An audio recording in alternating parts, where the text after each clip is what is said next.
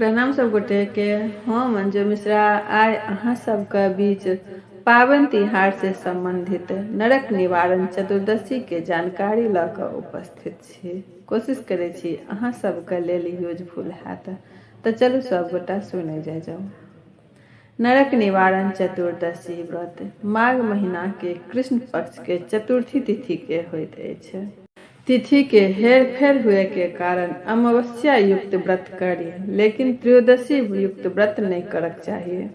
जखन तिथि के हेर फेर के कारण व्रत के लोप हुए लागे तखन त्रयोदशी युक्त व्रत कयल जाइत अछि।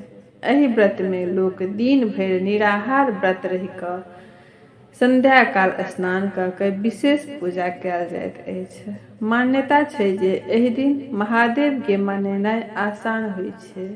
जाने अनजाने जे कोनो पाप या अपराध भऽ जाइ छै ओ ई व्रत केला से कटित भऽ जाइ छै।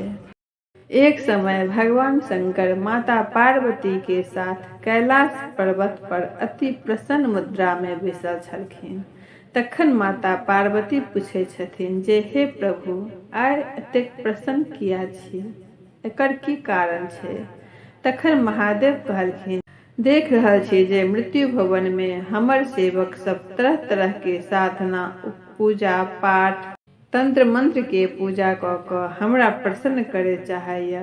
तखन माता पार्वती पूछे छथिन जे मृत्यु भवन में आइ की छै जे अहाँ के भक्त एतेक उत्साह से प्रसन्न करऽ चाहे छथि। तखन महादेव बजलखिन जे आइ नरक निवारण चतुर्दशी छै। आइ के दिन जे भक्त हमरा भक्ति पूर्वक पूजा अर्चना, धूप दीप नैवेद्य और पंचोपचार से पूजा करैत यऽ तकरा पर हम प्रसन्न भऽ कऽ ओकर सब पाप अपराध क्षमा कऽ दै छियै।